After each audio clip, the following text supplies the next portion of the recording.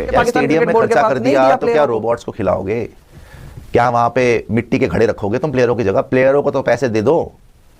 Player बेचारे गली गली फिर रहे हैं मुंह पे कोरोना वाला मास्क लगा के कि हमें कोई पहचान ना जाए मांगते हुए हैं। कभी ढाबे पे उधार, कभी स्पोर्ट्स शॉप पे उधार, कभी चाय वाले के चपेड़े पड़ रही हैं। क्या हो रहा है ये?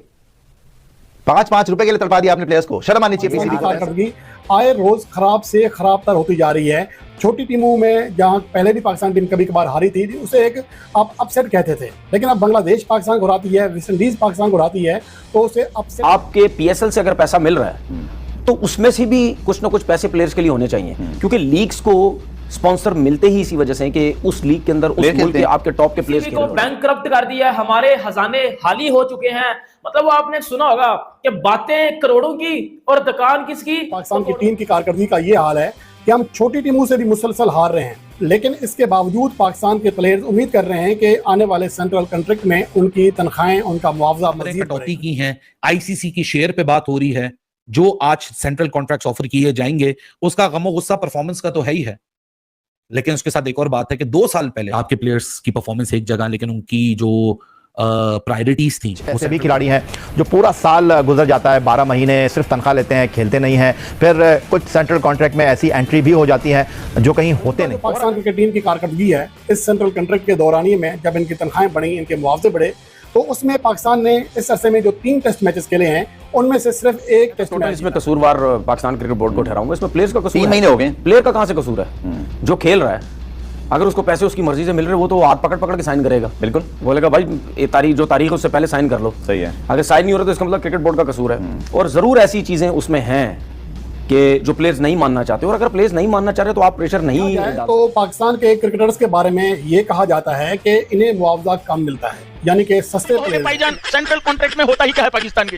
भाईजान मैं बता देता हूँ, उसमें पजामे के लिए 5 मीटर कपड़ा होता है, 1 पैकेट हल्दी, 1 पैकेट नमक, और भाई साहब 1 लीटर रिफाइंड तेल दिया जाता है, और 2 जोड़ी सिली सिलाई शर्ट दी जाती है। क्रिकेट की नाकिस कारकर्दगी पर क्रिकेटर्स के भारी मुआवजे नजरों में आने लगे हैं। रवा बरस आखिरी बार सेंट्रल कॉन्ट्रैक्ट में आईसीसी शेयर का 3% दिया जाएगा। इसकी वजह से आता है, क्रिकेटर्स को बिल्कुल मिलना चाहिए, लेकिन सेंट्रल कॉन्ट्रैक्ट की ये जो करंट जो आपने अभी कैटेगरीज दिखाई, इसमें अगर आप इमर्जिंग कैटेगरी देख लें, एटलीस्ट इमर्जिंग कैटेगरी क्रिकेटर्स की वजह से आता है, बिल्कुल क्रिकेटर्स को मिलना चाहिए, क्योंकि क्रिकेट बोर्ड के अगर अफसरान की हम मराद देखते हैं तो ये प्लेयर तो कुछ भी नहीं ले रहे। वंदे मातरम। दोस्तों खबर आ रही है पाकिस्तान से। पाकिस्तान का पीसीबी प्लेयरों को पैसे दे नहीं पा रहा है।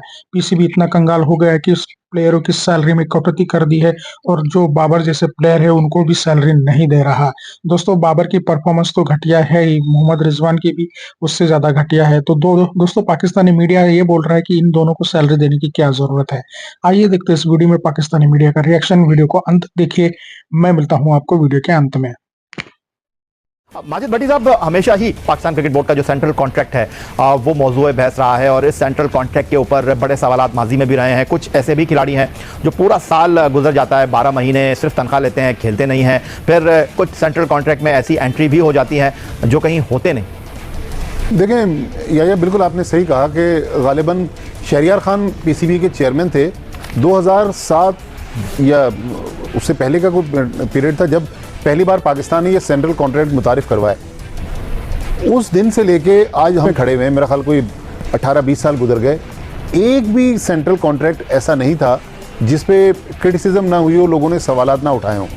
देखिए पैसा क्रिकेटर्स की वजह से आता है, क्रिकेटर्स को बिल्कुल मिलना चाहिए, लेकिन सेंट्रल कॉन्ट्रैक्ट की ये जो करंट जो आपने अभी कैटेगरीज दिखाई, इसमें अगर आप इमर्जिंग कैटेगरी देख लें, देखिए 2 टेस्ट क्रिकेटर बैठे हुए हैं, शायद मैं गलत कह रहा हूँ, मेरे ख्याल में Usman Qadir at least emerging category में नहीं आते।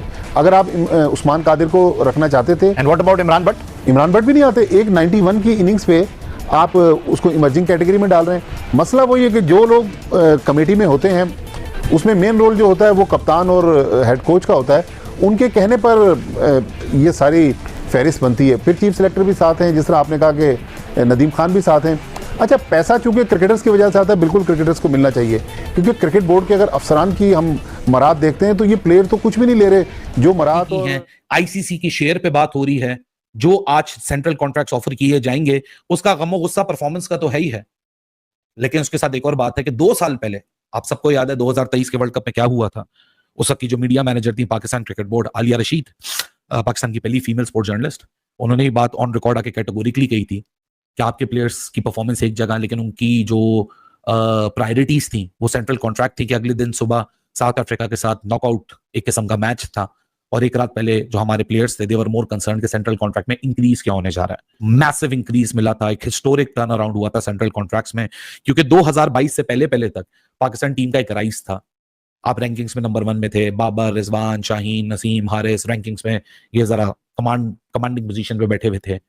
इनके मैनेजर्स कॉमन थे, माहौल बना लिया था, हमारी वजह से आईसीसी पैसा देता है, हमारी वजह से यूट्यूब का पैसा आता है, हमारी वजह से एनएफसी का पैसा आता है, और फिर कुछ हमारे मीडिया के सेक्टर्स और कुछ फॉर्मर क्रिकेटर्स, उन लोगों ने मिलकर ऐसा प्रेशर बनाया कि हिस्टोरिक टर्न अराउंड हुआ, कामयाब हो गए, प्लेयर्स को अच्छे पैसे मिलना शुरू हो गए, अनप्रेसिडेंटेड पैसा मिलना शुरू हो गया। Very good decision.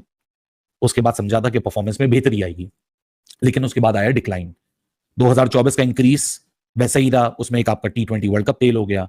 2025 की जो 24 के वर्ल्ड कप के डिबैकल के बाद जो कॉन्ट्रैक्ट रिन्यू हुए, कोई कटौती नहीं हुई। पाकिस्तान के क्रिकेटर्स के बारे में ये कहा जाता है कि इन्हें मुआवजा कम मिलता है, यानी कि सस्ते प्लेयर्स हैं। पाकिस्तान की टीम की कारकर्दगी का ये हाल है कि हम छोटी टीमों से भी मुसलसल हार रहे हैं, लेकिन इसके बावजूद पाकिस्तान के प्लेयर्स उम्मीद कर रहे हैं कि आने वाले सेंट्रल कॉन्ट्रैक्ट में उनकी तनख्वाहें, उनका मुआवजा मजीद बढ़ेगा, जिसका इम्कान फिलहाल दिखाई नहीं दे रहा। इतलात यही है कि अब आईसीसी रेवेन्यू में भी हो सकता है कि प्लेयर्स का हिस्सा ख़त्म कर दिया जाए, और जो सेंट्रल कॉन्ट्रैक्ट में 25 प्लेयर्स हैं उनमें इजाफा करके 30 प्लेयर्स को कॉन्ट्रैक्ट दिया जाएगा।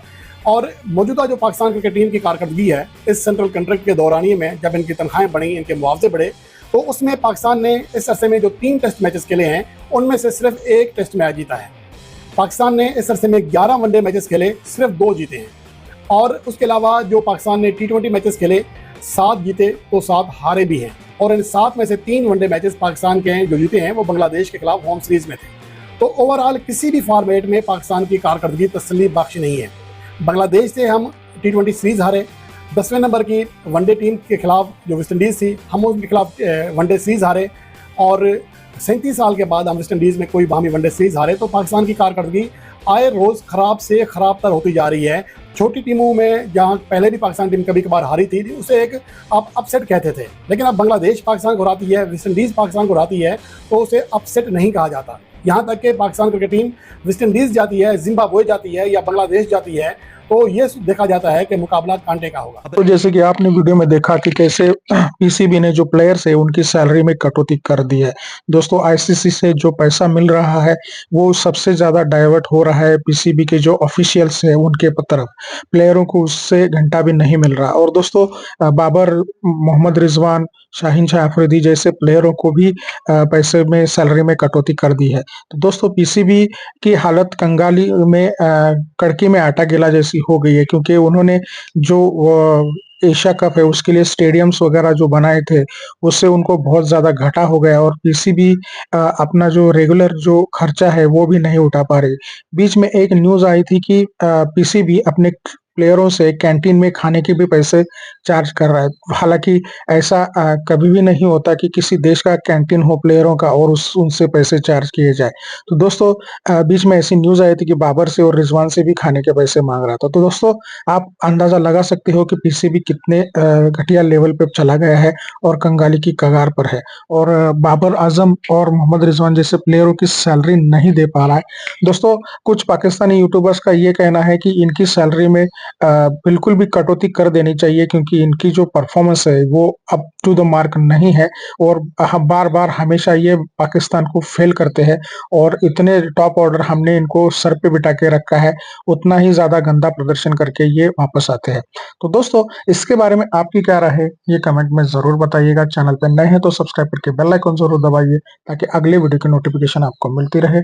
आज की वीडियो में यही रुकते हैं, मिलते हैं और एक नई धमाकेदार वीडियो के साथ। तब तक के लिए जय हिंद, वंदे मातरम।